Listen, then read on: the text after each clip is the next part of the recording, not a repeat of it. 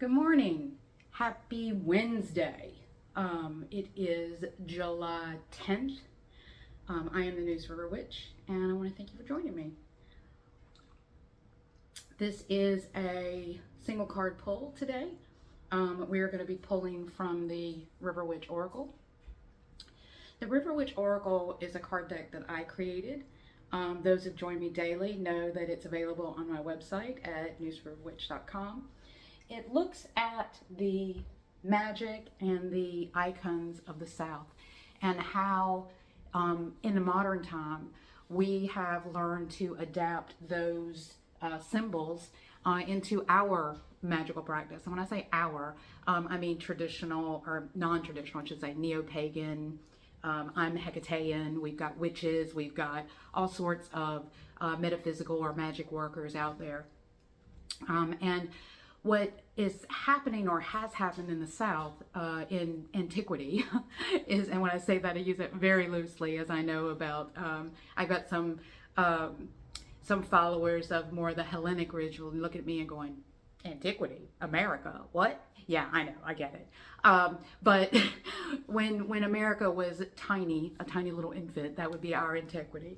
The magic was brought here from either European Christians, and that would be our Puritans, and then it was founded by deists, and then during that time period from the pilgrimy time, that would be Quakers and Puritan time frame, from those groups who also believed in magic, we also had slavery.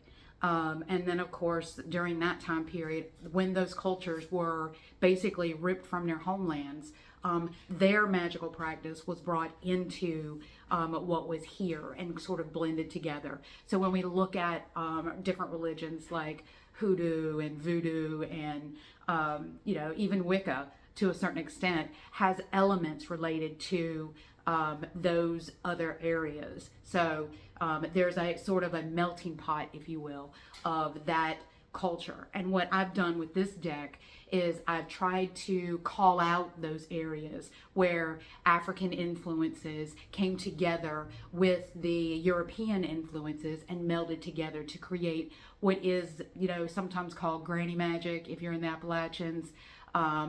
And if you're, down further south towards Louisiana, you're going to see more of a hoodoo culture or root work culture. So this deck is sort of a melding together of those cultures, and it pays respect to the sources of that magic that we're practicing today. So without further ado, I'm going to pull our card today. So our card today is the Carolina Gold Rice. Now, for those who are not familiar, Carolina Gold Rice is a strain, a grain, a type of rice that was grown here in North Carolina. This rice came through and was attributed to parts of the Gullah people. If you don't know about the Gullah Geechee, I recommend you look it up, go into some investigative work, because that culture is a very strong culture. It has very strong family roots, and I highly recommend it. A lot of the seeds and plants that we have came directly from other countries, obviously. For example, just pigs, right? I don't eat meat, but pigs were not here. There were no pigs on this continent. They came over when the Spaniards came over and conquered the indigenous people who were living here. Same with other types of food. They were brought over into our country, what is now our country, and it grew here. So our three key words for our Carolina Gold is prosperity, change, and heritage. So when we think about rice is very commonly associated with prosperity. We bring it together. If you think about a bride and groom, you throw rice at the wedding. Well, we don't anymore, but we throw rice at a wedding traditionally, or there's some sort of rice prepared. This is a homage to that. When we think about our change and our heritage words, what we're focusing on here is think about what you're bringing to the table, that metaphoric table, if you will.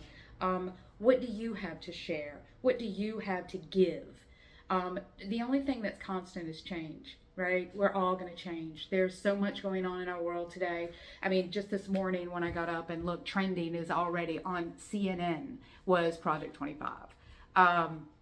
Who would have thought? I mean, we've been, the people that are on the ground fighting this have been talking about this type of thing, the Heritage Foundation and all of their work to undermine, LGBTQI rights, to undermine, equality for Black people and for people of color. So their work is finally coming out, and that's a change, right? That's where we hope to see more change. This is something that we can do simply by educating ourselves. So I'm going to pull back from the politics for a minute. I know it's hard. But now we're going to talk about heritage, right? Heritage is what comes from the ancestors. This is what you bring forward. It is what you inherit, if you will.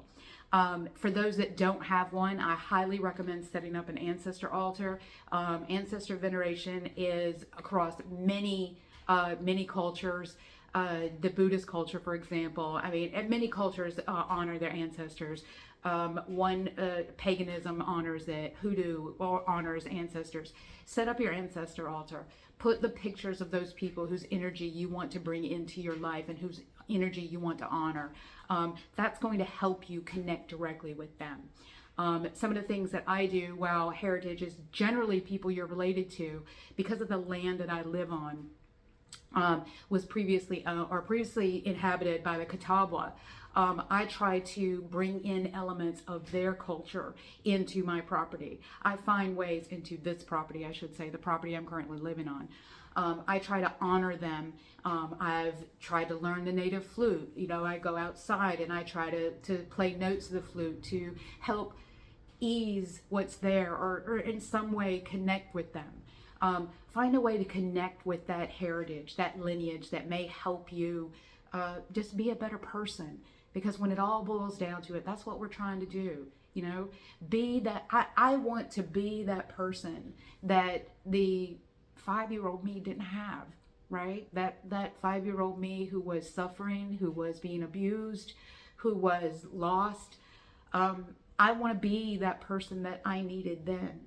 I want to be that person to come and help that 14-year-old runaway who was on the beach, ready to be abused again.